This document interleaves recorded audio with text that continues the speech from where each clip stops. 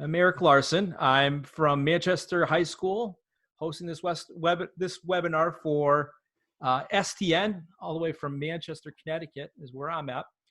But we're talking about a topic here, 10 tips for success in film school and launching your Hollywood career, that is going to be brought to us by Biola University. If there is a positive in this time of isolation and quarantine, it is that our community of STN has become stronger together in an online presence. So we are again bringing you another Zoom session. Today's topic again is 10 tips for success in film school and launching your Hollywood career, presented by Biola University with Cinema and Media Arts Adjunct Professor Taylor Horky. Now, Taylor, before he comes on, Taylor has worked in television, film, and commercial production as a director and producer for over 10 years.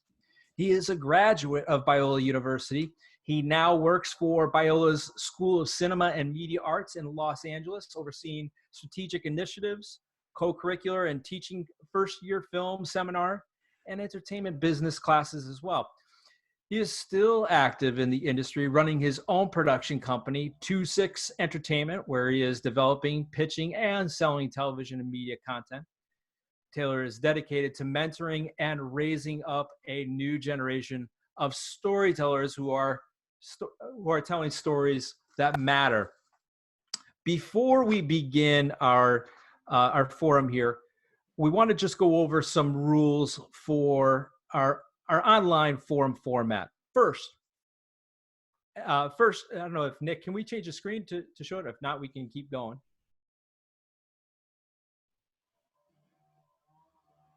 That will keep going. What we're going to do, our format, we are going to let Mr. Horky, Taylor Horky, he's going to be giving us his presentation.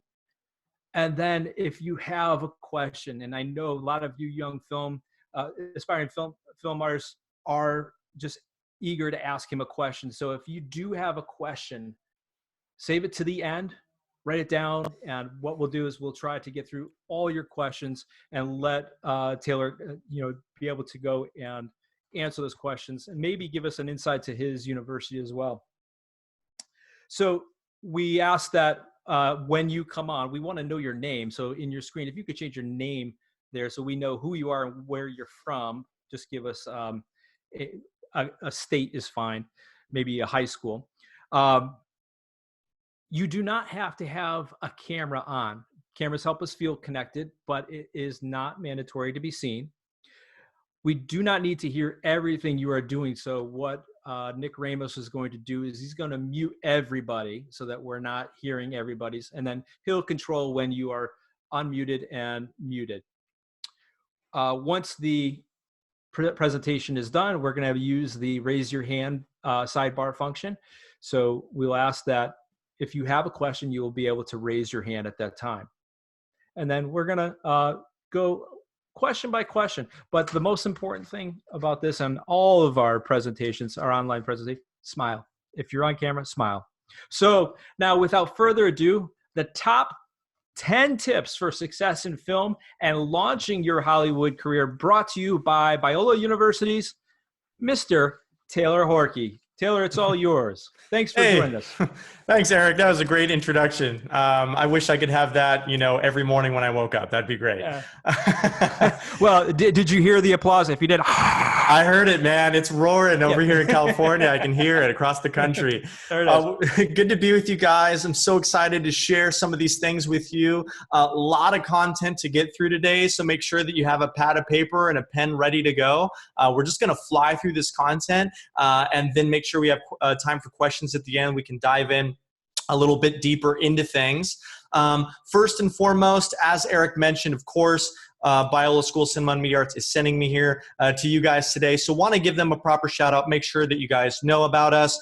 We are a private Christian university in Los Angeles, California, with a top ranked film program in the country. We're really, really excited about that. Visit us at biola.edu/film, biola.edu/film. You can find out more about us. You can apply to our program still. If you're a senior, we have a rolling application. You You can still apply today. We'd love for you to check us out. Just a couple things about Biola. We are dedicated to crafting character, to building up the entire filmmaker, because that influences the stories you tell.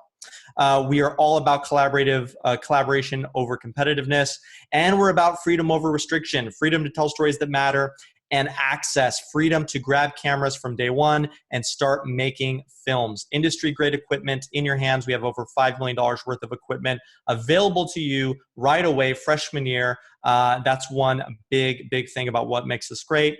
Again, other great publications are noticing what's been happening with our program and are noting us as a top-ranked film school in the country or internationally, and we're really stoked about that. You can go online, biola.edu. You can see our video. It'll give you highlights about the program, what makes us unique, and we'd love to engage with you if you have any other questions.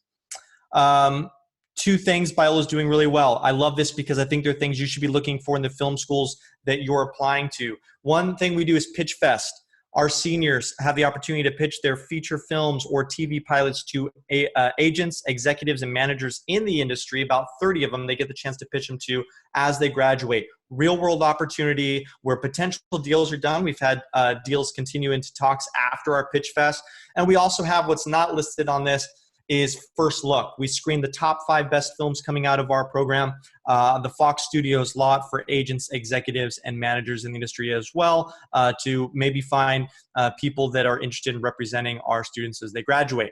So just some things that Biola is doing really well. Check us out. We will be sending out an email. STN will be sending out an email to your teachers very soon here, and it's going to note 2 webinars that we're holding. Come and join us for these. I will post the links in the comments section here if you want to join us. Completely free. We're going to be having Bob Zoll, veteran Disney Imagineer, join us for a session on immersive storytelling, what makes Disney so great. He's going to be amazing. That's going to be Wednesday, May 6th at 3 p.m. Pacific Standard Time. And then we're bringing in Rick Reckadal, former Chief Creative Officer, DreamWorks Animation. He's going to be talking about the changing nature of story consumption in today's world. That's going to be Friday, May 8th. Mark those down. We're going to send those out to your teachers and let them know that it'd be a great opportunity for you guys. We'll try and post the links in the comment section as well. But again, would love to have you join us for those free webinars during this time.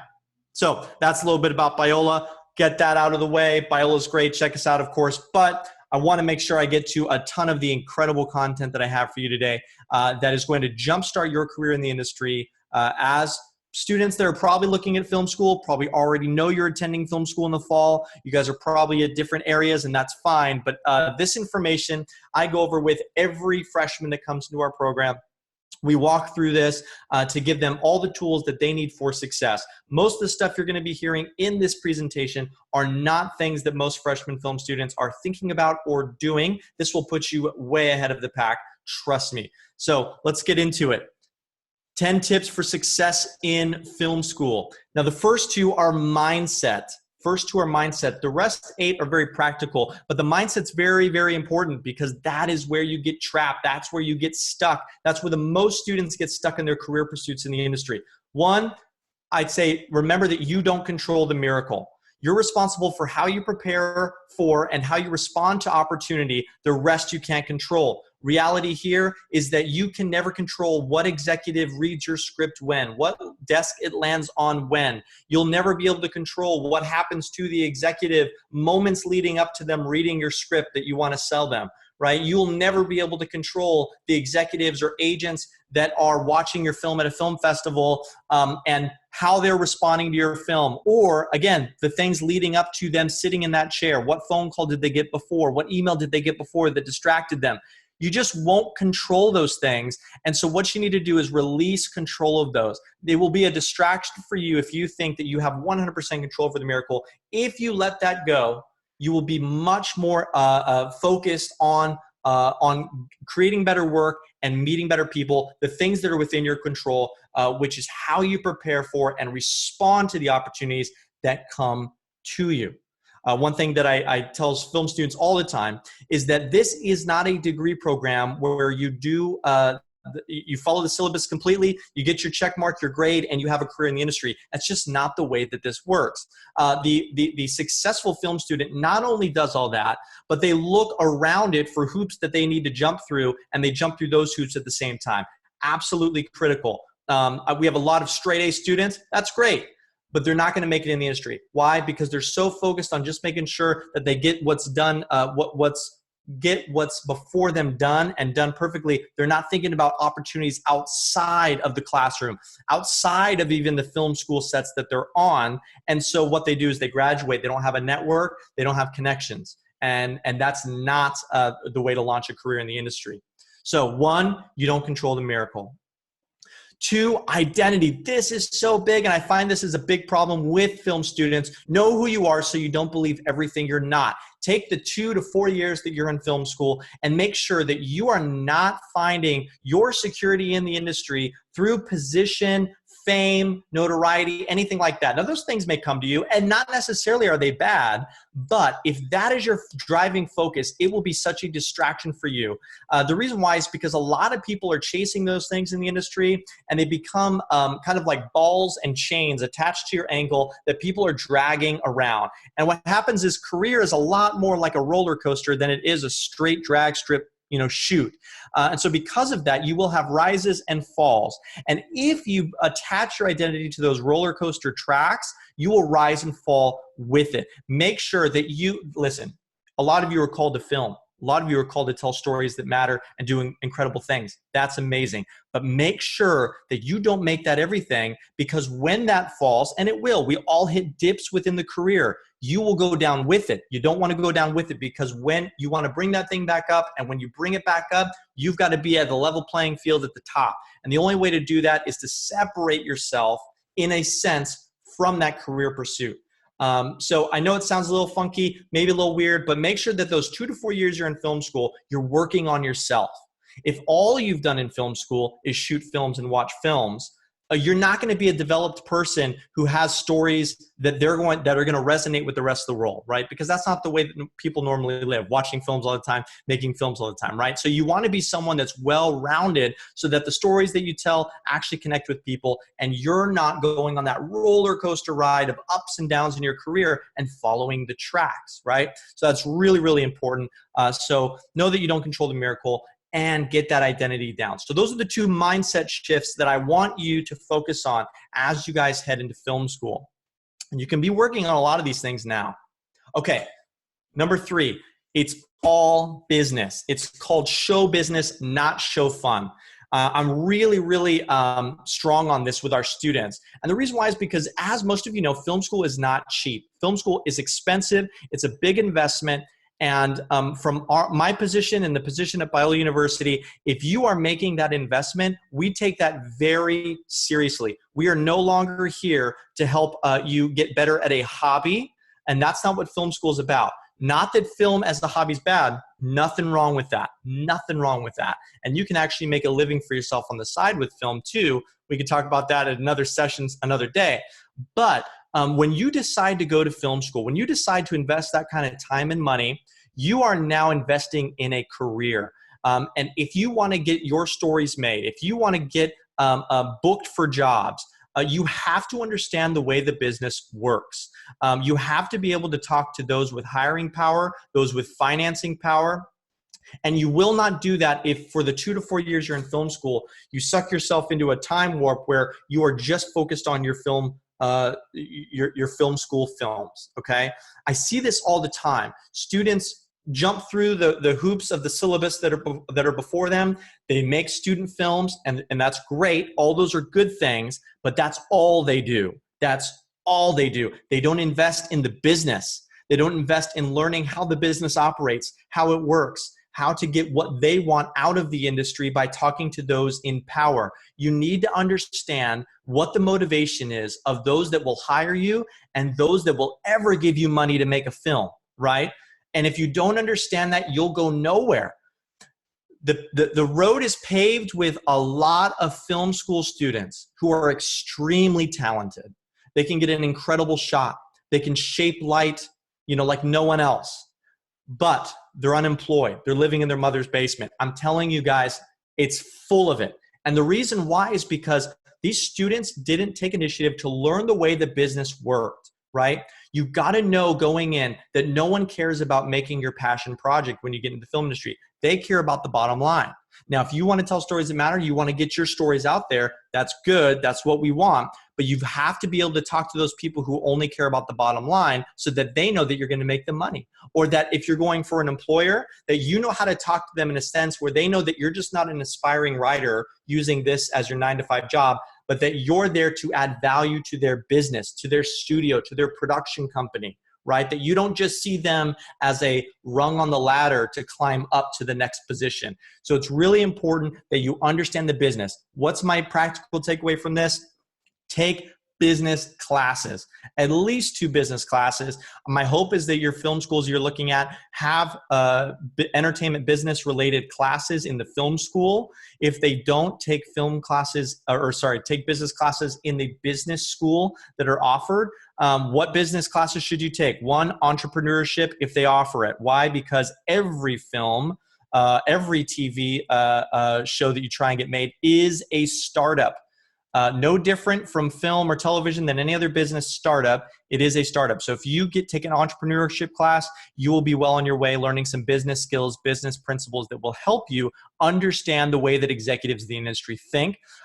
Take marketing classes and financing classes. Those are 2 other great classes you can take within a business school at the schools you're looking at. But again, first and foremost, hopefully your film school has some entertainment business classes, film finance classes, stuff like that will help out. So it's all business, okay? Come in knowing that. The film school is there to help shape your voice, is there to help make sure that you're writing incredible scripts, right? That are going to be touching people and resonating and changing people. Like, yes, of course. But you have to understand that no one else cares about that when you enter into the industry. They care about the bottom line. And if you can't speak to that, the stories that you want to tell will never get made, okay? So it's all about business. Number 4, get on set. Learn what you don't want to do so you can start focusing on what you do want to do.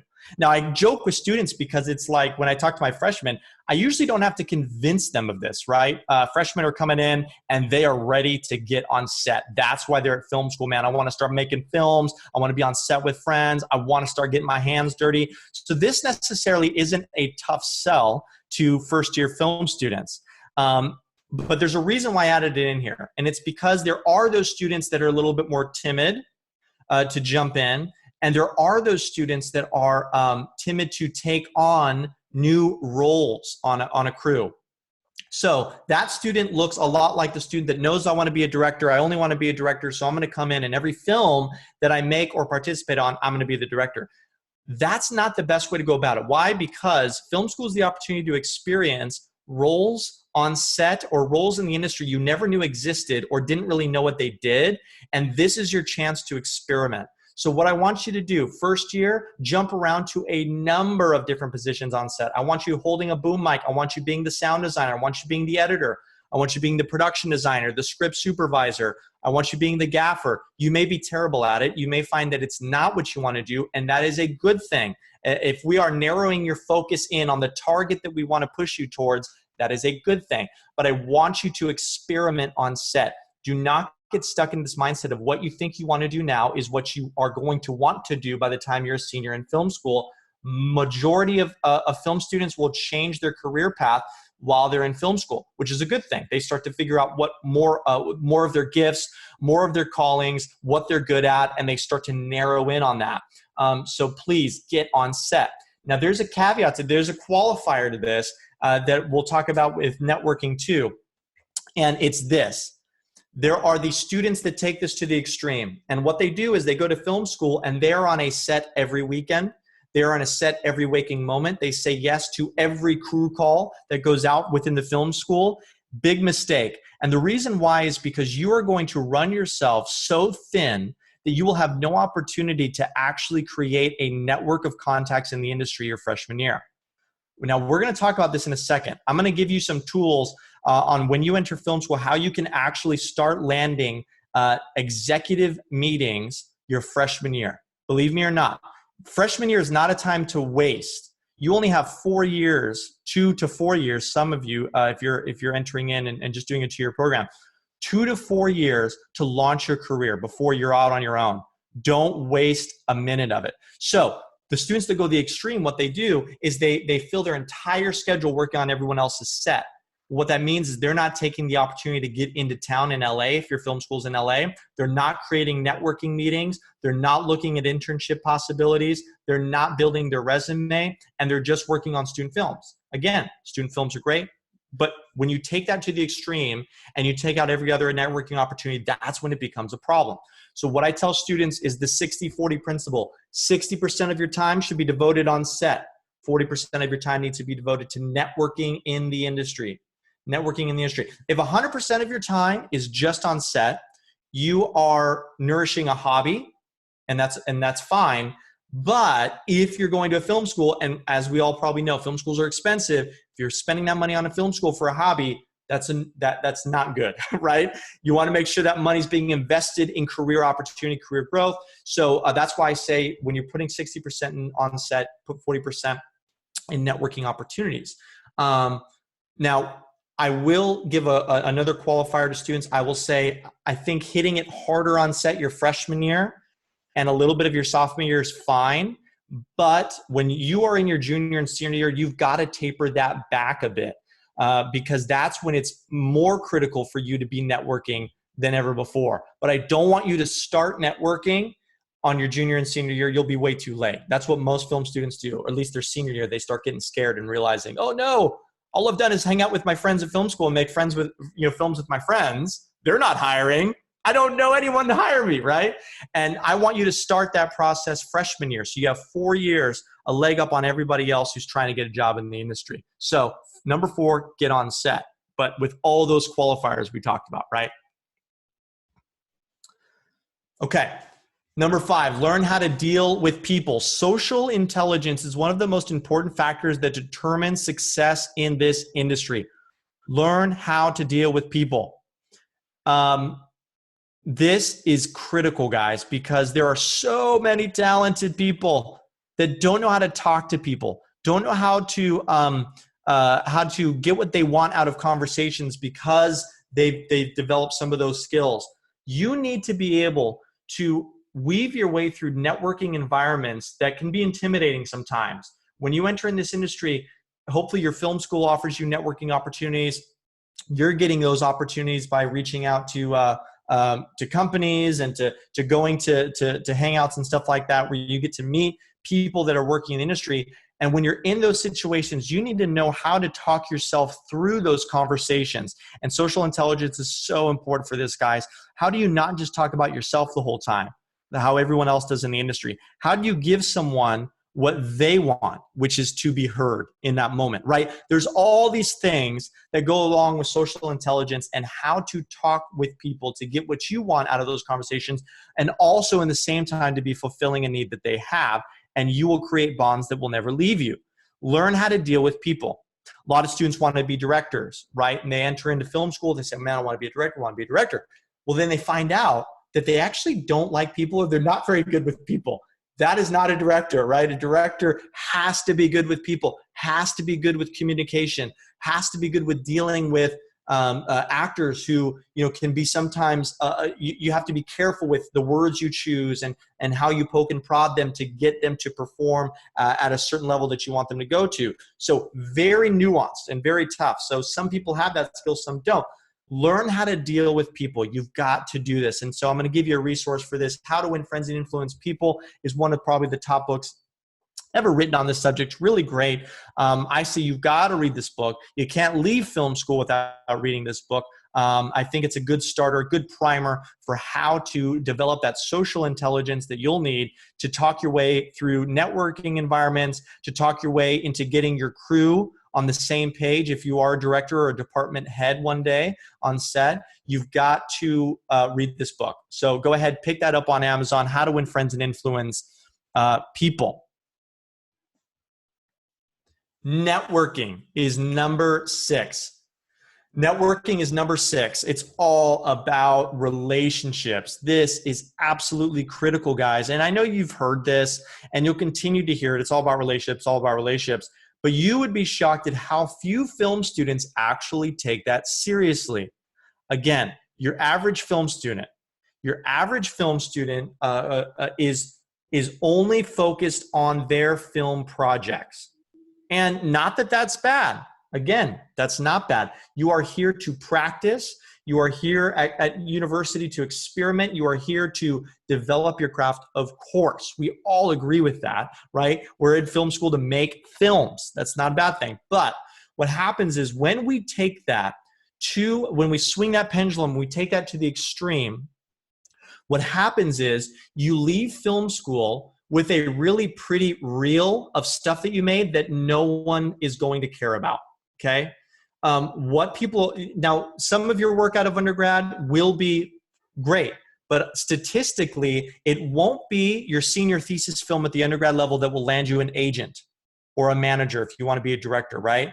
It's going to be the second or third film that you make after film school that has the potential to land you an agent or a manager. Okay. Now, I say that just so you understand, you put it into perspective.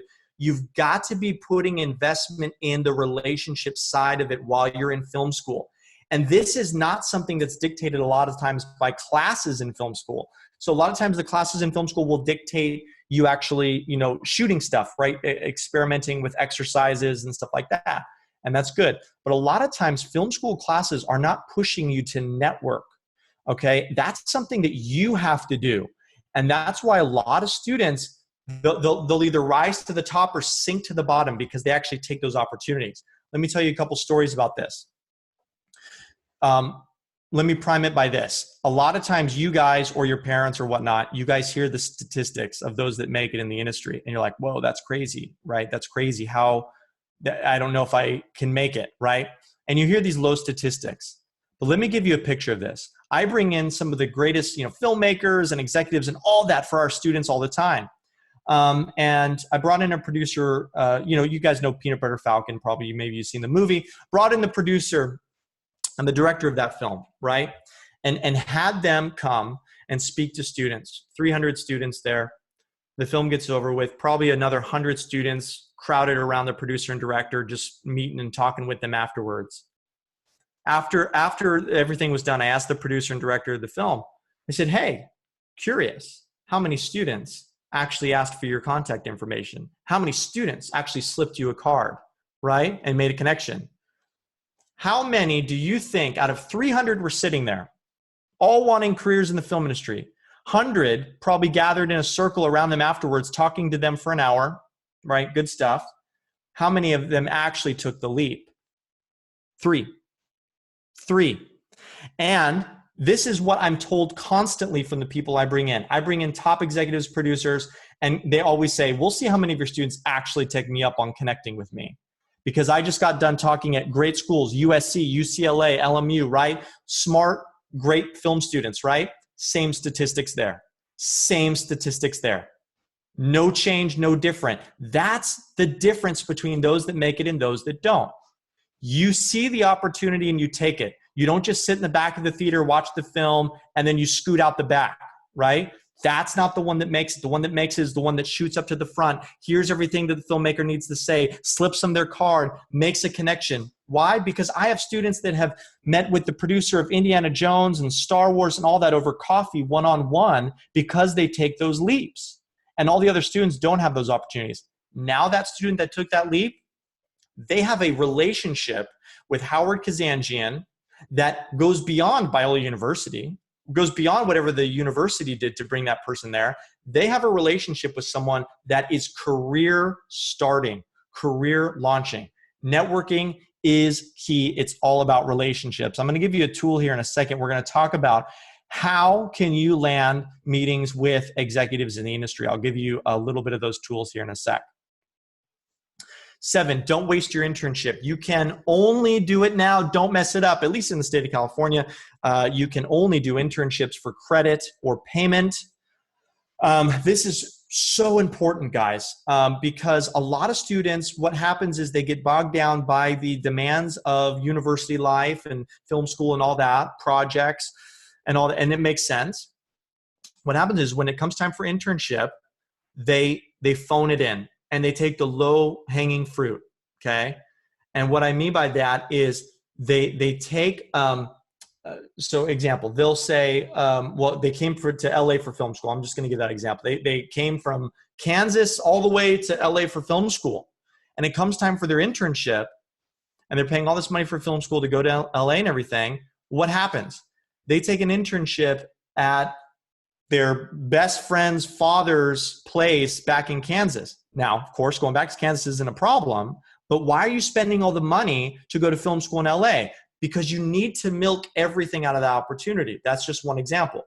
What I don't want you to do in your internship is take an internship with someone you have a tight relationship with already. Why? Because you already have a tight relationship with that person. You can set up shadow opportunities with that person. You can get coffee already with that person. What I want you to do is don't waste your internship on the relationships you already have. Create new relationships through the internship process that you would have never been able to otherwise. So when we talk about film, this is my recommendation. At least 2 internships. Don't just do one. You're going to be cutting yourself short. This is what you're paying for in a big way, the opportunity to do internships. Take 2 internships at least, but I have students doing 3 or 4. 1 internship on the film side. Try and get an internship at a major studio or a mini major studio without going into too much detail. Major studios are like Disney, Fox, Paramount, Warner Brothers, Sony, Universal. And mini majors are studios like Lionsgate, MGM, Annapurna, Bleecker Street, stuff like that, okay? I want you to look at the big name studios. You won't get to do a lot. You'll get to wash tables and deliver mail, right? You won't get a lot of opportunity, but it looks really great on a resume, and you'll know if this is a potential landing spot for you. In a bigger studio setting. The second internship I want you to get is at a major production company. Major production companies have first look deals with studios and networks. Why is this a benefit? It means that the studio and the network are financing and distributing the work that these production companies are doing. If you are at an internship for 3 or 4 months, you want to be at a production company that is moving on a whole slate of development. So you get to see everything from the beginning stages of development all the way through production and post-production on projects. That's why I think a major production company is a good thing to look at. That would be like Ben Stiller's Red Hour, Adam Sandler has Happy Madison, right? Leonardo DiCaprio has Appian Way, stuff like that, right? And I'm just naming some of the more common ones, but there's a ton of them out there. When you get to this stage in your career, look for the major production companies. They have offices full of 10 people. You'll be known. You'll get to do work on things, and you'll get to see the whole process through. That's my 2 cents on internships. Don't waste that opportunity in film school. Take every chance to milk it. Okay, 136. All right, we're going to keep pushing through this. This thing is really important. Why? Because there's not very many film students I know that are actually doing this next thing I'm going to tell you, okay? Use the film student label. This is the tip that I'm going to give you on how to make network connections, okay? Industry connections. How do you get coffee date with an executive, okay? The film student label is what you're paying for. In a big way, the film student label is what you're paying for. Because what we want to do is we want to maximize think of it. You're making an investment in film school. You want a return on that investment. You want to make sure that you're investing in things that transcend the 2 to 4 years that you spend in film school. Now, a lot of reasons why we go to film school are not bad reasons. They're good reasons. Great equipment, which Biola has. Yay. Great facilities. Biola has that too. There's a lot of great film schools that have great facilities, great equipment.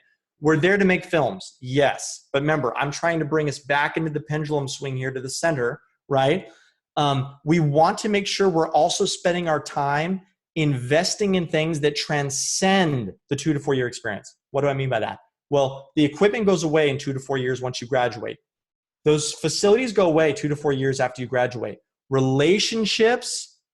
relationships transcend the 2 to 4 years of what the university can give you.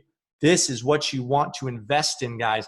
You don't want to walk out of film school with just a beautiful reel. Just a beautiful reel. That doesn't launch a career. That does not launch a career. There will always be someone more talented than you. There will always be someone doing something cooler than you. Don't get caught up in that, right? Relationships are the key to career growth and expansion. Okay, I'll read through this in a second, okay? And you can do a little snapshot of it if you want, a little screenshot if you want to save it or whatnot. This is how I coach our students, my entertainment business class, my first year seminar students, on how to land executive meetings, okay? And this is critical. Now, there is an assumption here in this technique, and the assumption is that you are a film student or a college student and that you have an assignment, okay? The assignment can be from a class or it can be from a mentor at your film school, okay? But that is the key here. This is what I first taught my students to do. What you want to do is develop a list of at least 20 to start, 20 industry professionals that you want to get in contact with. These can be writers, directors, they can be executives in the industry. I always encourage you to put executives on the industry because they're a little bit easier to get in touch with and get coffee with than the creatives sometimes. But always have executives on there. You can put writers, directors on there. Create your list, okay, of 20. One thing that's worth your money is an IMDb Pro account. You'll be able to find a lot of contact information there, but I have a lot of students that are successful through Instagram, Facebook, and LinkedIn, okay? But what I tell students to do is cold call first, okay? So what you want to do, let's say that I want to reach Mike Polydoros, the VP of Distribution at Lionsgate, okay? I want a coffee meeting with the VP of Distribution at Lionsgate. What I'm going to do is I'm going to cold call Lionsgate. Now, when you cold call a big studio, you're going to get a receptionist first. You got to get through the receptionist, then you got to get to the assistant who is at the desk of the executive you're trying to reach. So this script is meant to be short, sweet, to the point, and make sure that they understand that you're not a crazy person. You have a purpose for calling, and you're not just wanting a job or to sell something. That's critical to this, working out, okay? So you reach the receptionist. Hi, I'm trying to reach Mike Polydoros' office. Usually when you get to a receptionist at a big studio, they'll direct you right to the assistant's desk if it's a big studio, okay? Sometimes if it's a smaller production company, it'll be, you'll give the spiel like you would if they're an assistant, as if they're a receptionist. But trying to reach Mike Polydoros' office. I get to Mike Polydoros' assistant. Hi, Mike Polydoros' assistant. Hi, my name's Taylor. I'm actually a college student. Or you can substitute that. I'm a film student at Biola University. I have an assignment to interview an industry executive for 15 minutes. And I'm inspired by Mike Polydoros and his position at Lionsgate and the work that he's been able to do. And I'd love to see if he would be interested in giving 15 minutes of his time for some questions. What's important here? You're a film student or a college student. You can do this too if you study poli-sci. I coach students that are business or poli-sci majors on how to land executive meetings too. You're a college student, you have an assignment, and this is for an assignment, and you will only take up 15 minutes of their time. Absolutely critical. Why? Because most film students, executives sometimes will try and stay away from them because they know that if they say yes to something, they'll talk their heads off for an hour. What you want to do is let the executive know right away that you are going to be mindful of their time, that you understand that they're busy, and that you only want 15 minutes. Now, everyone that lands a meeting longer than 15 minutes, most of the time an hour, sometimes hour and a half, right? But you want to set the bar low so that the executive can jump over it and say yes to you. We always want to raise the bar low so that you can get the yes. So this is what you say to the assistant. Most of the time, the assistant will not be getting calls like this. They're getting calls from crazy people. They're getting calls from people who want to sell stuff. So when they get this, a lot of times you hear the assistant go, oh, that's cool. Yeah, well, you know what? Let me write a note to Mike and see if he's interested, and if so, he'll give you a call back. That's what happens most of the time, okay? Now, you let the assistant know, too, that you'd love the option to come meet in person, either at his or her office for coffee, but if it's an option, I'd love to set up a video conference call. If you're in the city where these executives or these writers, directors are, always meet in person. Why? Because it's hard to not connect with someone when you're sitting across from them. It's very easy when you're just doing it digitally to not connect with someone deep enough to ever have a follow-up with them. Just statistically speaking. So you want to let them know that's what you want. Coffee meeting for 15 minutes. If not, understand, we can do a video meeting, but would love a coffee meeting, meet in person, okay? If your question's on the type of interview content, you say questions will be informal. Give me an opportunity to learn about Mike Porter's career path and any wisdom he or she may have, okay? Now, I can get into a lot of different, information around this, but understand this. You have the power as a film student to start reaching out to executives and getting meetings right away. Do not wait for permission. Do not wait for it to be an official assignment. I say find a mentor at the film school and tell them, I want you to assign this to me and I want you to check in on me in a couple months, okay? And then you can go ahead and go with the script. There's a lot that goes into this, but I just want to empower you. 98% of the students that I work with land meetings with executives, producers, writers, and directors in the industry. My entertainment business class just did this, and I had students that met with VPs at DreamWorks, VP at Sony, VP at Warner Brothers. I had students meet with Patty Jenkins, the director of Wonder Woman, from a cold call. They don't know Patty Jenkins. They called Patty Jenkins' manager. There's a whole kind of thing there if you run into who you call, publicist first. If you go to IMDb Pro, you'll see a listing. You call the publicist first, then you call the manager, then the agent. That's the order of people who would care most about helping you out, in a sense, okay? So, guys, this is possible. These students are landing these meetings, and I have freshmen that are finished their first year with 20 industry contacts already.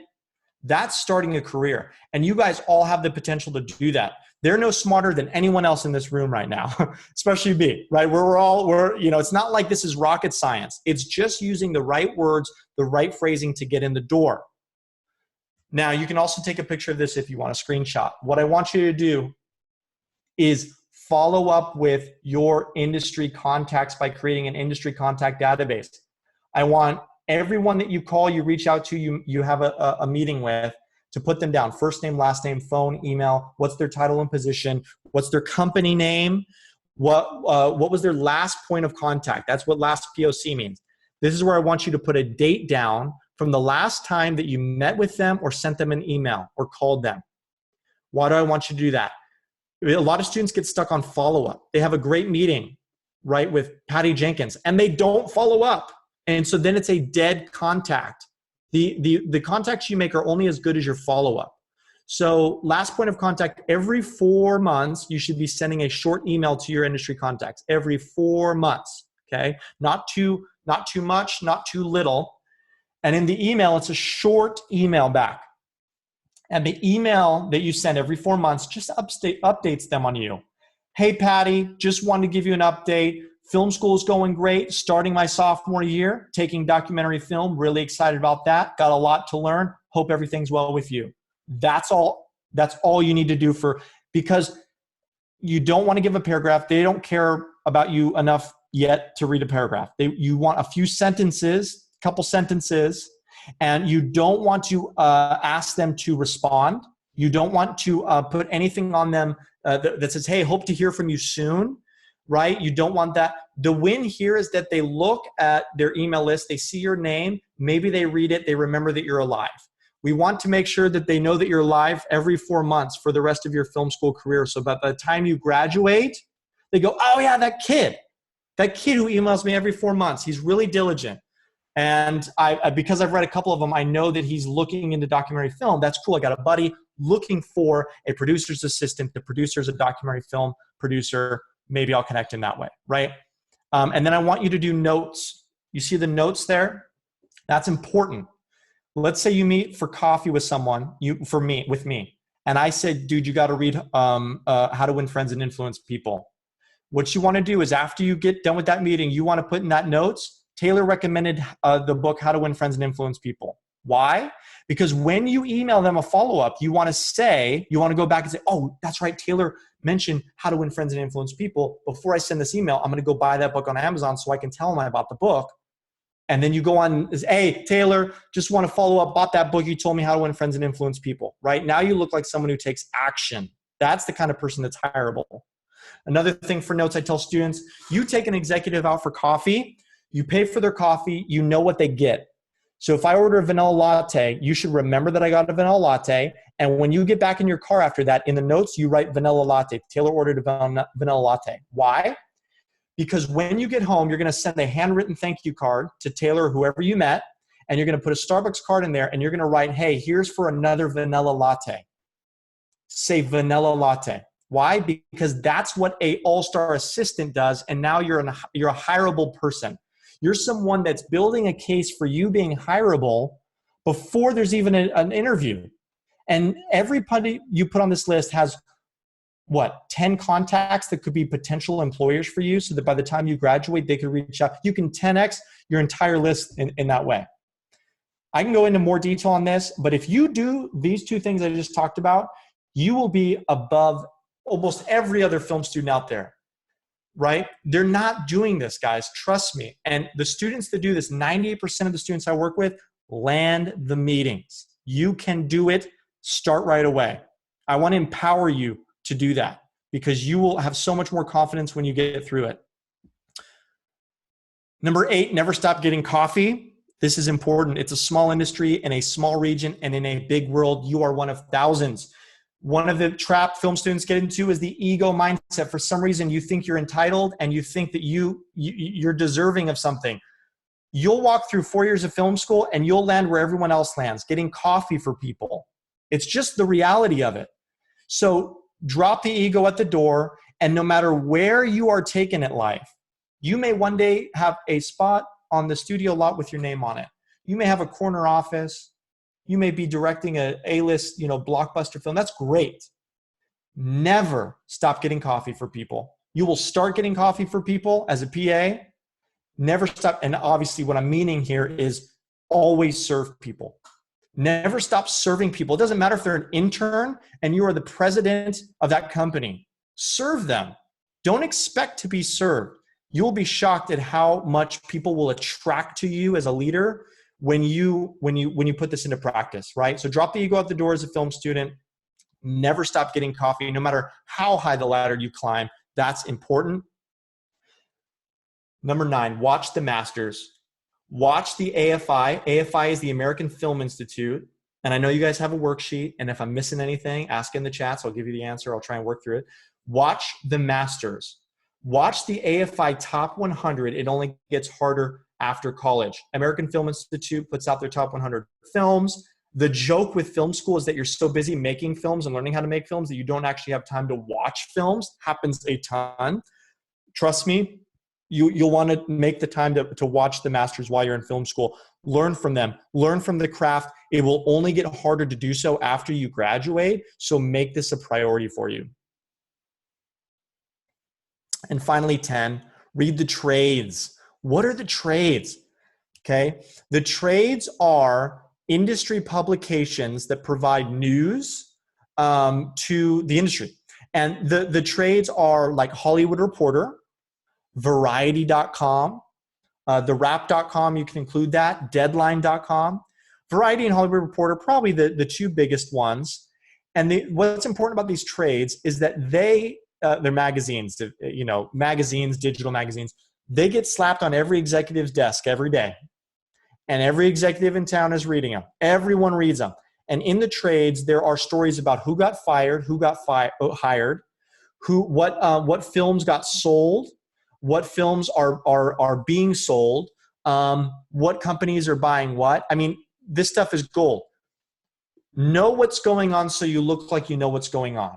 There's a funny quote. It says, "Welcome to Hollywood, where no one knows anything." Right? It's a funny quote, but it's kind of true. The best, smartest executives are just making their best guess.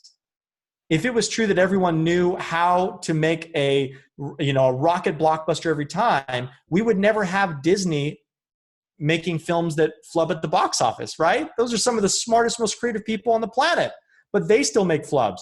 So the funny thing here is, everyone's just trying to figure it out as they go. It ebbs and flows, the industry.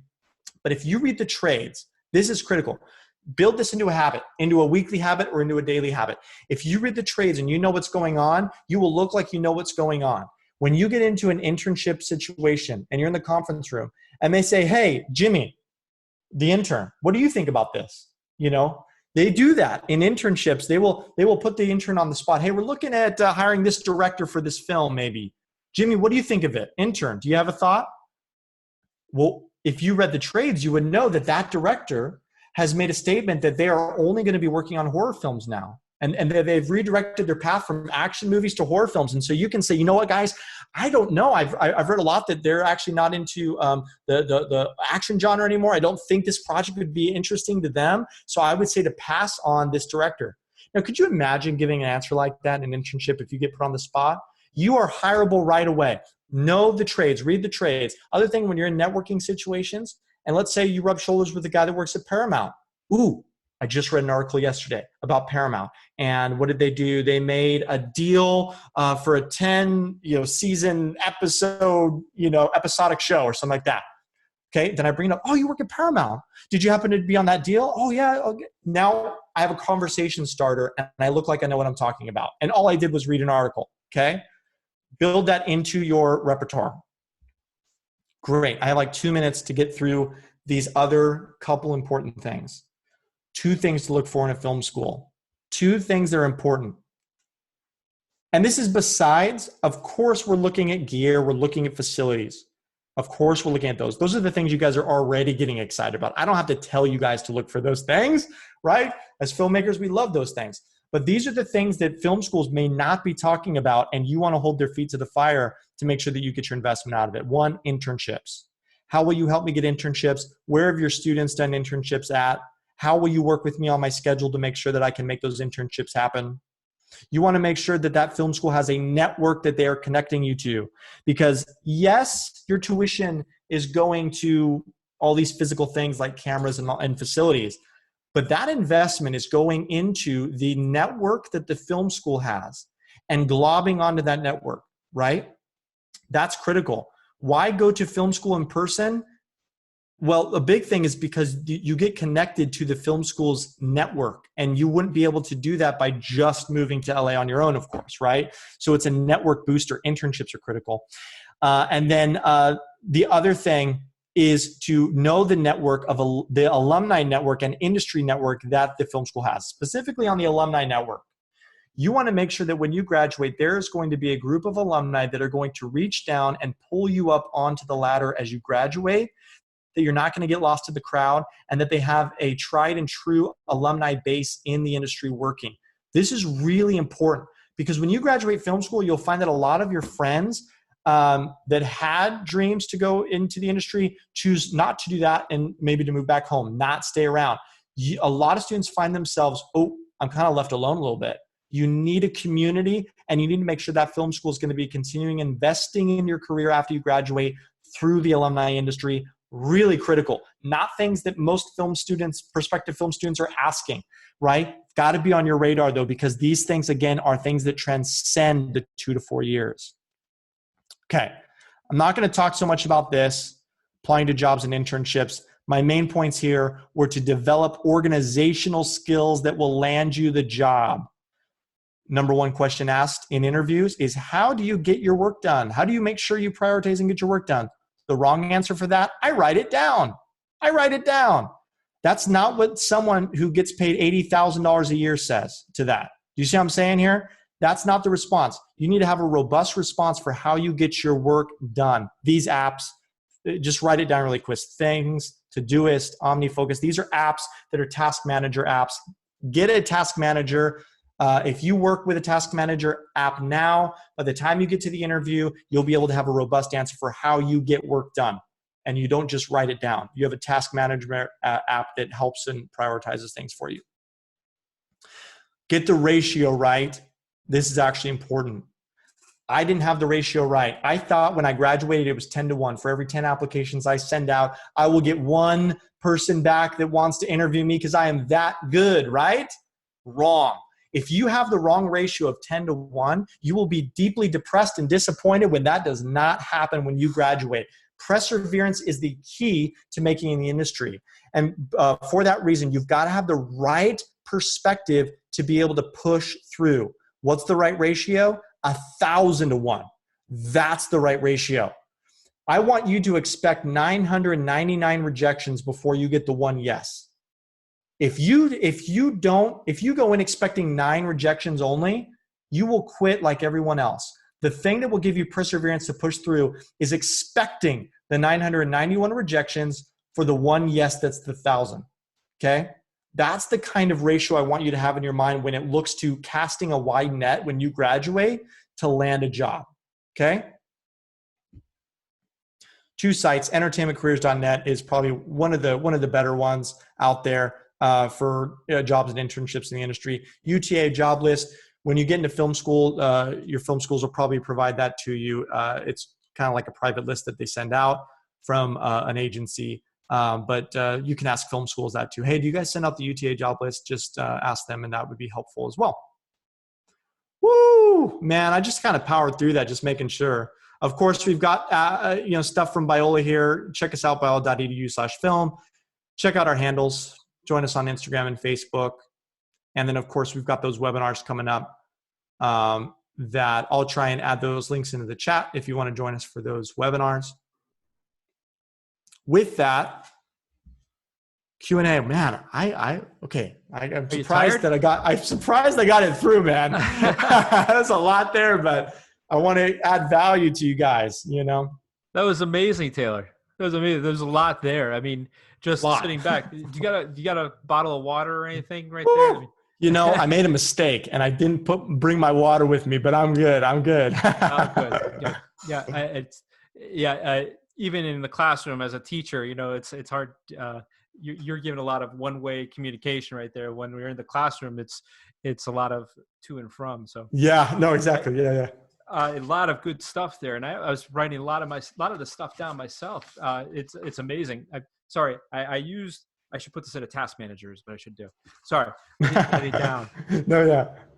At this time, I just want to direct our STN group here to know that we are, if you remember at the beginning, we talked about our opportunity here to ask questions. And this is where we get to ask those questions. And this is a lot here that we can ask of Taylor.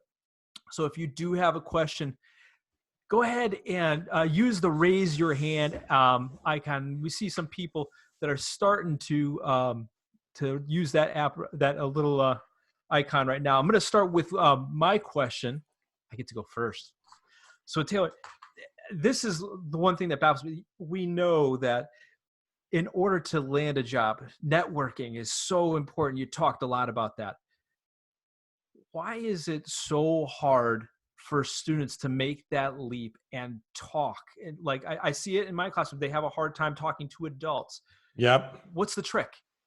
Man, it is intimidating and tough. And one thing I tell my students is always prepare to fail. You will look and feel stupid and you will sound stupid, and just know that going in, that's how it's going to be for the first number of times you go to a networking event, or or of those 20 calls you make, the first 5 you're going to feel really like silly. Okay, you got to push through that. So the one tip for students who may be a little, maybe it's social anxiety, maybe it's intimidation, is come with prepared responses.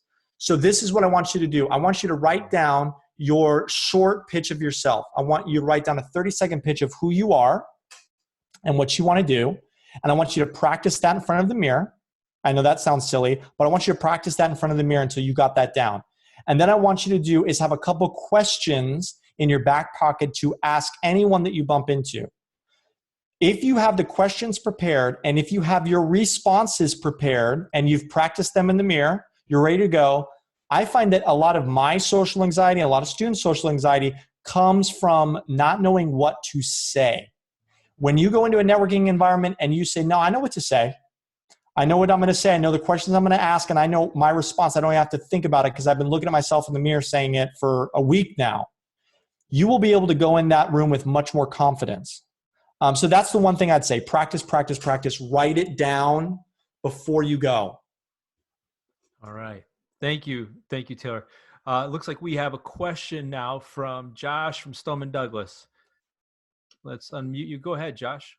Hi. So yeah, I found this super informative. A lot of great tips that I took down. A lot of the tips that you gave had to do with you, getting out there to LA and establishing yourself in that location and getting school in LA, so you're training in that place, in the place that you want to be.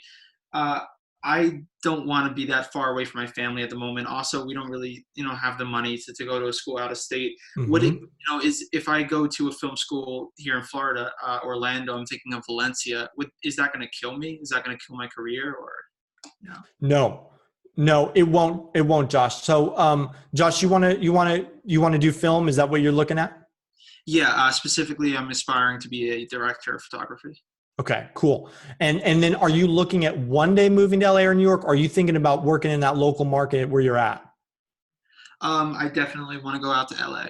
Okay, cool. And either way, it's fine. Like, one thing I want you to understand is that the industry is not just in LA and New York, but here's why LA is going to be critical to you as you start your career and you're in film school. Because that's where you'll make all the connections that will spread you out to getting work in your local markets or in Atlanta or whatnot, okay? So I want you to invest in LA, even though you may not be going to school in LA, because you need to make connections there. Now,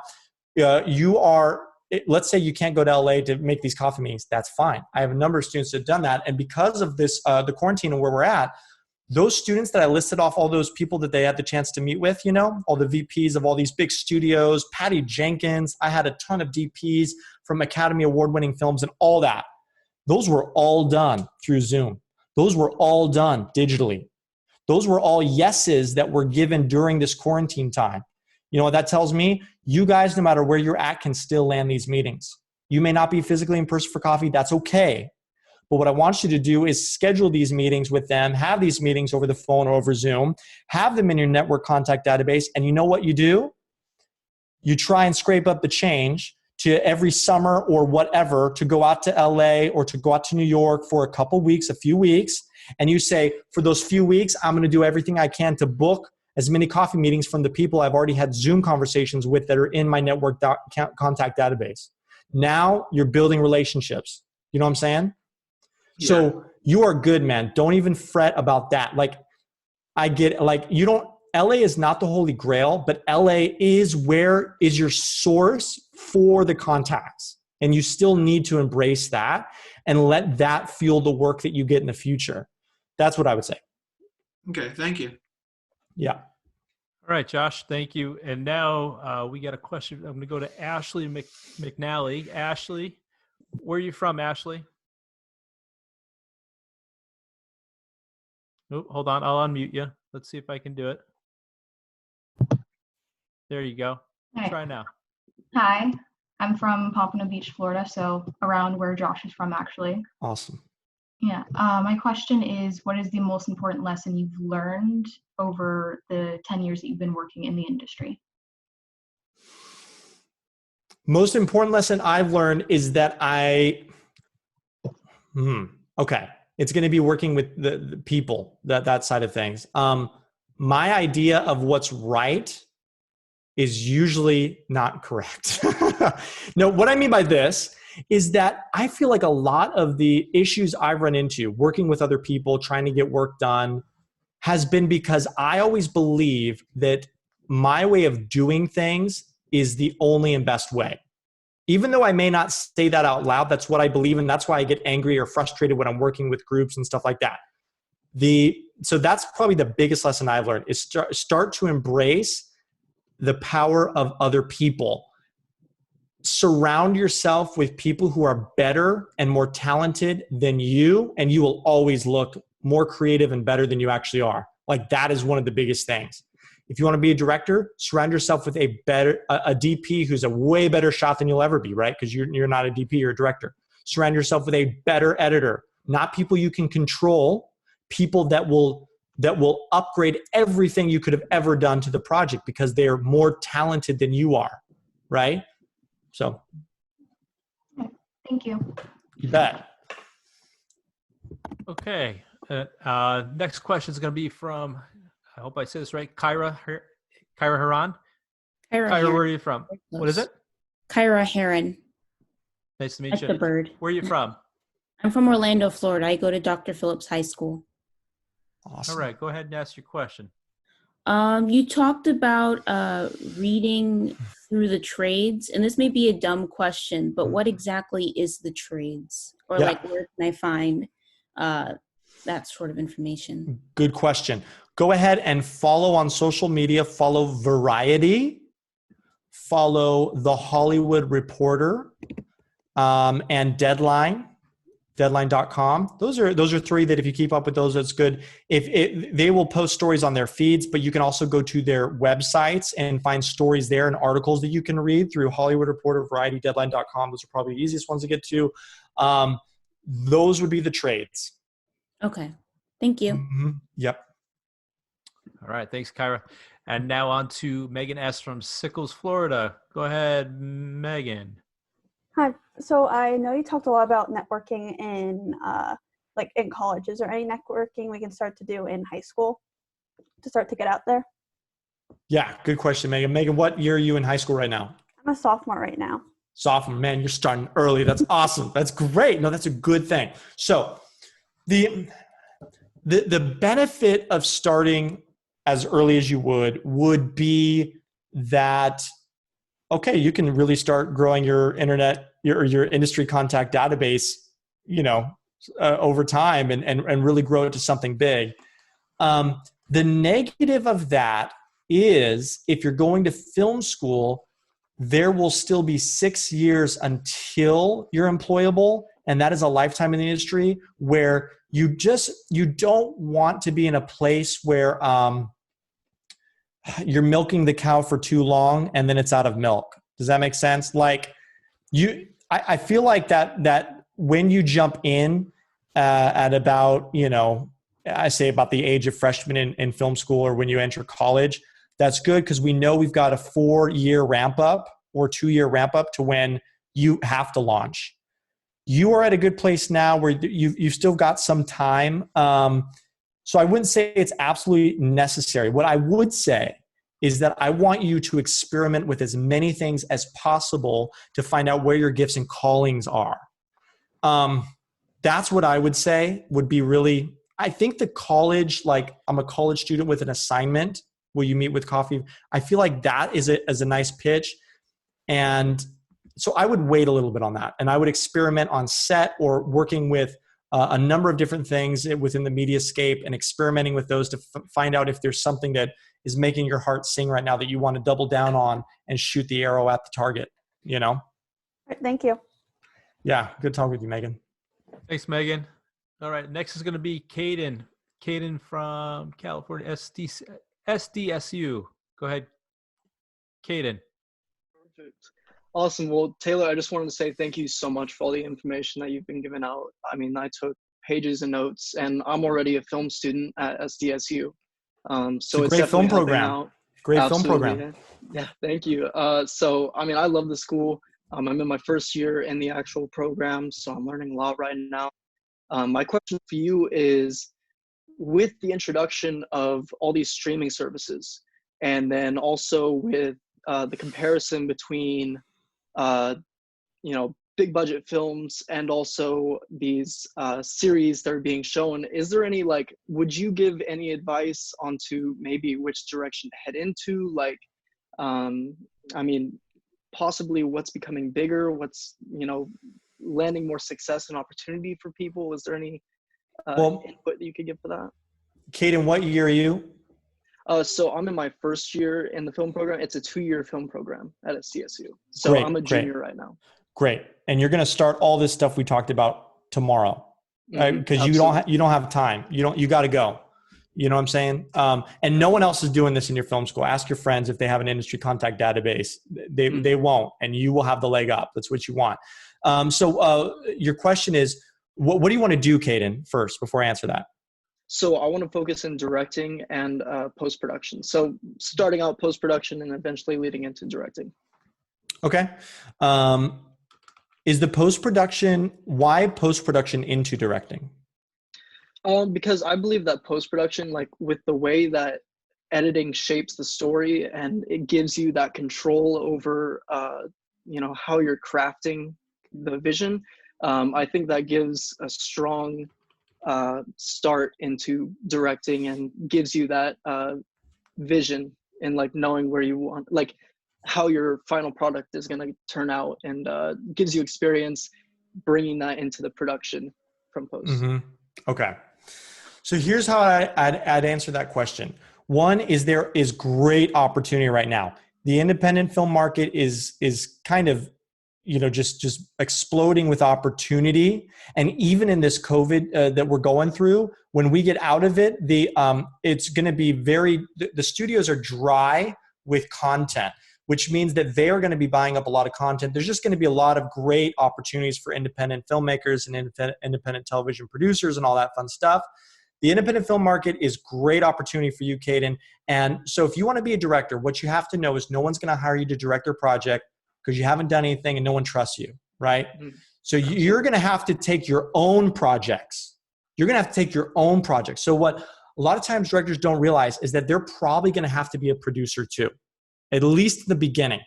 Because now, or you find a group, some other producers that are really strong, not friends, but really strong. Maybe they are your friends, but guys, don't just work with your friends, work with the best talent. Sometimes that'll be your friends, sometimes it won't be. But if you find a producer, then you make a team. But your best, in my opinion, best route is to develop your own project, your own feature. So by the time you graduate, you are producing and trying to raise the money for your feature while you're working at a post house, maybe 9 to 5, maybe that's your day job. I'm not sure. But you raise the money and you direct your first feature film debut, get it out into festivals. You can then start pitching yourself to agents and try and get work as a director. Or you can continue your work as an independent director, independent filmmaker, and then sell that feature and then make the next feature. So my biggest thing would be understand you'll probably have to be a producer in the beginning to get something off the ground that you can attach yourself to direct and get out there that way. That would be what I would say. Perfect. Awesome. Well, thank you so much, Taylor. You bet. Thanks, Caden. All right, Taylor, I have one person here that's looking to raise a question. Not sure if she's listening. We have some students that are looking to ask a second round of questions, but I just unmuted Natalia. Natalia, are you there? Yes. Go ahead and ask your question, Natalia. So I have a question about, I first want to say thank you so much, Tyler, for all the information. It was so informative. But are there any other classes that maybe aren't film related that could help prepare us for the film industry besides marketing and financing? Yeah, definitely. I always tell students who want to be directors, students that want to be directors get really excited about editing and cinematography classes. And of course, those are great and exciting classes. But what you have to realize is that if you want to be a director, a good director hires a DP that is better than them and an editor that is better than them. And what you are solely responsible for as the director, what no one else on the set will step up to do, is to manage the talent and to get the performances. So a lot of directors leave film school knowing how to get a sweet shot and how to stitch something together. Those are all good things. You have to know those, but that's all they know. And then they get on set with actors. They don't know how to talk to them or get a performance out of them. That's why we see a lot of films that just don't have good performances, right? Because it's easy to get a sweet shot nowadays, right? We all have a 4K camera in our pocket, right? So what do I think you should take? If you're interested in directing, I would take organizational leadership classes. Leadership classes are going to be key for you if you want to be a director or even a DP or a production designer. Because if you're going to be a department head, a DP, director, production designer, all that, you need leadership skills. Take a leadership class, take a communications class, really killer. Like learn how to empathize with others, learn how to put yourself in other people's shoes so that you can communicate better. Those are going to be key for you. And if you want to be a director, you got to take acting classes. Have to take acting classes. So make sure that if you don't want to be an actor, obviously that's fine. But directing actors is a different type of language. And if you don't understand that language, you will lose the trust of your actors before you even step on set. So that's what I would say some classes you should look at. Thank you so much. And by the way, if I can encourage you, if any of you are like, I don't know about film school, I'm really interested in philosophy. I don't know about film school, I'm really interested in majoring in English. Whatever it is, That's okay. Like, don't get this idea that it's film school or bust, because a lot of the things that I just went through, you can do whether you're a poli-sci major or a philosophy major while you're hustling on film on the side. Does that make sense? So I just want to encourage you, and do not get the impression, if anyone ever tells you, dude, if you don't go to film school, you'll never make it. That's not true. That's not true. So I just want to make sure that you guys are encouraged by that. If you're like, I like business, I also like film, I don't know. There's a place for you. You don't have to worry about that. Sorry.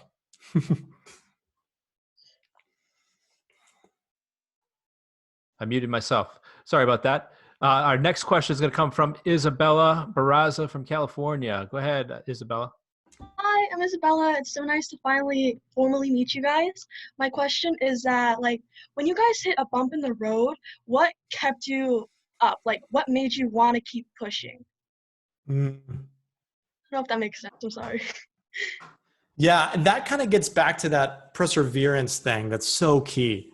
And I always tell students, you will hit a brick wall. It's not a matter of when, or it's not a matter of if, it's when. A lot of film students, they hit that brick wall right after they graduate until they land that first job. Some, they land the first job and it's later on in their career, but you will hit a time where it's really hard to press through. That is where I think that first principle is absolutely key. Make sure that there's more to your life than film. If all you do is watch TV and film, talk about TV and film, now, of course, that's what you probably do most of the time. You all love that. It's not a bad thing. But if everything is centered on that, when you do hit your career wall, you will fall down with it harder than if you put your identity in things above that. That's just make sure you're not finding your value in the position you get in the industry or in how great the last project you did was. If you do, your moods will ebb and flow with the critics and what they say about you, in your boss, and if they lay you off or hire you. And I think the most powerful thing you can do is take the power out of the critics' hands, take the power out of your boss's hands, and finding your identity above that. And that's what I would say. Not easy to do, but that's why I say in film school, if you're in film school 2 to 4 years, if you make that a priority to work on that, we want that to be something that's established rhythm by the time you graduate. That's what I would say. Thank you so much. I truly appreciate it. Thank you. You bet. Well, in the chat, it looks like Brutus is trying to take your advice here. He's asking everybody to try and meet up over this later on. So he's really trying to work the networking. We're going to go to some people that already asked questions, but I'll go back to Kyra. Kyra, go ahead. Okay. My question is, what were the 2 websites to find the jobs and internships that you listed before? I wrote down the entertainment careers, but I missed the other one. Entertainmentcareers.net. The other one was not actually a site. It's called the UTA job list. And it's just a list that is privately sent out. So it is a thing that has to be sent out by someone who gets it. So like film schools will send it out to their students. Not necessarily something you can access online. There's a lot of other sites that put out film and TV jobs. I just know that some of them, not all, but some of them recycle the jobs and get you to sign up for a subscription, and they're just giving you dead jobs, and it's a waste of your money. Entertainment Careers is actually worth the money. You could just do like a short 3-month subscription. And I think it's actually worth it because there's not as many of those on there, but that's just my opinion. But that kind of answers it. Entertainmentcareers.net. Okay, thank you. Yeah. Okay, I see Roman. I'm going to try and find you, Roman. Roman, I'll put you up next in the queue. Looks like he's having trouble finding the raise your hand. If you should be able to go over and just click on raise your hand by your name. I'll go to back to Josh now. Go ahead, Josh. Josh, Hi. Douglas. Hi. So last summer, I took an internship in LA for a trailer production company.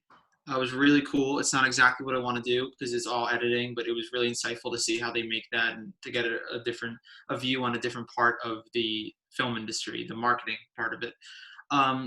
I was an intern there, and I keep in touch with the people that I met and I worked with. And I was just wondering if I did when I do move out to LA, if I did want to get a job there, how would I go from a job in that industry, in the marketing industry, to do what I'm really passionate about, which is being a cinematographer and being there for production. So how would I go from that kind of job to a completely different part of the industry? Good question, Josh. So first thing is everyone you met at that internship, put them in your industry contact database. Be updating them every 4 months. They are already connections you have. They should already be on your list, and keep nourishing those relationships. Now, I'll be honest with you. The leap from, if you go into trailer editing, which is a really great field, marketing in the industry is big, and there's lots of jobs for you there. They say about sometimes 90% of the jobs in the entertainment industry are not on the creative production side. They're on the side of the business, like marketing or like finance or distribution or development. So I'll be honest that the leap from a job at a post-production house as maybe a trailer editor into a DP is not going to happen unless you are lensing or being a DP on projects on the side. If you have that as a job, no one will give you the keys to the camera if your experience is, I've been an editor.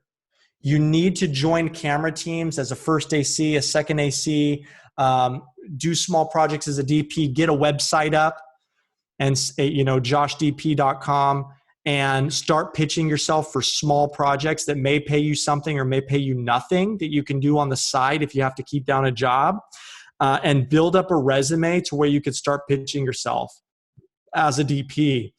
So I don't think the trailer thing's a bad idea. If you've got a talent there, you've got connections, that's great. But don't expect that career path to lead you, that's not the same ladder necessarily. Yeah. So you can climb that ladder and then kind of keep a hand on the other one if you want, and then see if there's ever a time to jump into the DP thing because you're getting so much work out of it. That's what I would say. I just kind of see it as like a foot in the door kind of thing. Oh yeah, totally, dude. It's what? I was just going to say, I don't think that's a bad move. I think that's, if you got connections there and you can get work there, and that, listen, being in it is better than not being in it at all. And so I think that's a good way to get your foot in the door, meet people, and you'll probably meet people that you can start working on their projects on the side. You know what I mean? Through that experience. Okay. Thank you. You bet. Okay. As promised now, I'm going to go to Roman from Canyon High. Go ahead, Roman. Hi there. I'm Roman from California, Canyon High School. Very nice information. I wanted to ask, where can you exactly look for internships in college? Like, where can you look to find these coffee meetings? Okay. Roman, you broke up a little bit, but I think what I heard, you know what, Roman, okay, Roman, you broke up a little bit. What I think I heard is, how do you find internships? Is that right? Was one of the questions. And then the other question was it how you land the coffee dates, or how do you find the people? Is that what you were saying? How to find the people? I'll unmute you. There you go. How to find people, where exactly to look when you have no experience. Got it. Thanks, Roman. So first thing is, how do you find internships? Entertainmentcareers.net has internships, and you should be looking on every major studio site, every mini major studio site. Go ahead and look down a long list of films that have come out over the last 2 years, every production company associated with those. Create a list, check those websites, but don't wait for companies to post for internships too, because You may find that Ben Stiller's Red Hour Productions is not going to put on their website for internships. You call them and call the receptionist. Hey, my name is Roman, interested in an internship with Red Hour. Is there a place that I can send my resume? Oh yeah, sure. Yeah, no, I think we may have a spot. A lot of times, some of these smaller companies, it's just word of mouth and they just know who they're going to put into the internship next. You kind of swoop in there and say, hey, I'm another option for you if you're looking. So entertainmentcareers.net, look up the sites themselves. How do you start your list? This is how you start it. This is how I coach students to do it. Create a list of 20. Make the first 5 of the 20 people that seem like dream people. This is where students put Spielberg and Scorsese on there. This is where students are putting big name people that they'd love the chance to meet. And I say, you know what? Put them on there. Why? Because there's no harm in trying to reach out to them, even though there's a high likelihood you'll get a no. But make the top 5 those types of people, right? Now, I just had a student get Patty Jenkins, the hottest female director out there, I think. So, what are you going to do with that? It happens. So that's top 5. The rest, what I would do is start to get a little bit more realistic with the odds. So I'd start to, if you want to be a director, I'd start looking at independent directors that played at Sundance last year. I'd start looking them up on IMDb Pro. I'd start looking to see if they have the contact information there on IMDb Pro. I'd start to get into those up-and-comers.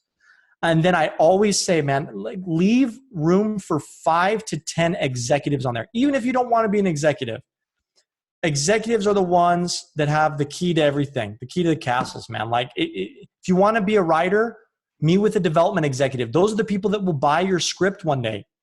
Meet with them, see what they're buying and why, and then you can write scripts that will sell. If you want to be a director, meet with a distribution executive. Figure out what they're looking for in distribution strategies so that you can make sure you're making films that studios want to distribute, right? So that's what I'd say, how you kind of taper that list down into top and then into a little bit more better chance of getting that meeting going, and find their information through IMDb Pro, find it through LinkedIn, go after them on LinkedIn, private DMs on Instagram, all that have been very successful students. But again, if they have a number for a company that they're at, always try cold calling first. All right. We are just about at 90 minutes. We got time for a couple of questions. I see two hands raised right now, so we'll take those 2 and then we'll do our wrap up. We'll go to Timothy C. Go ahead, Tim. Hey, what's up, guys? So on the topic of networking, I was wondering if you could give me some examples on interview questions. Even if we do get a coffee date, I'm afraid I wouldn't know what to say. So I was wondering if you had any examples. What do you say? Yeah, that's good. That's good. So here's the thing. One key in social intelligence, you want them talking about themselves. People in general like to talk about themselves, not hear other people talk about themselves. That's just a general philosophy. So you always want people talking about themselves. So when you sit down, it's not a time for you to talk about you, what you want to do and all that. Now listen, most people are so generous and so great. They'll ask you those questions, but we go in with the assumption that we're there to get them talking about themselves. So the first question you ask is, how did you get to where you are today? From when you first got the bug bit that you want to join the film industry to being a VP of distribution landscape. Can you show me that journey? That will get them talking for a long time. When they talk about their journey, you want to figure out spots within their journey that relate to yours, if ever you can mention it. I would say, I was born in Lakeside, California. Oh, I was actually born in Lakeside, California. Oh, I was born 10 minutes from there. That's cool. You want to find those moments when you can. It just kind of connects you a little deeper than just being a bump on a log listening sometimes. But you want to throw them that question. You want to throw them the questions of, what does your daily life look like? Again, you want to get an idea of this, if this is a career path for you or not. So what does your daily life look like? Okay. And then you want to get some ideas of, if you were in my position, what would you be doing now to launch your career? If you were in my position, what would you be doing now? And then that's an opportunity for them to give you some insight there. That will likely last you a long time because the journey tends to take up a lot of the time too. And you're going to be finding similarities throughout that conversation. Thank you. You bet. All right. And then our last question for the day will be from Olivia from Whitney. Go ahead, Olivia. Go Hi ask there. your question. I just wanted to say thank you for all of your advice so far, but I also wanted to ask, what are common mistakes that people just starting out in film school or the industry make, and do you have any further advice as to how to avoid those mistakes? Well, most of the mistakes that film students are making is not doing the 10 things we just talked about. The biggest one is this. The biggest one for you content creators is getting so focused on the work that you're creating that you're missing all the opportunities around you. So focused on scheduling yourself on set every waking moment that you can't make a screening with a big Hollywood producer that's coming to the film school, or you can't make the forum with the big Hollywood producer that's coming out because you're in an editing bay editing the film that no one's going to watch. I mean, just here's the thing that you have to have in perspective. So like, example, when I brought Howard Kazanjian in, I'm bringing the producer from Indiana Jones and Star Wars in to talk to students. There were students that came to the event, and there were those that we passed by editing bays, and they were just there working on their projects.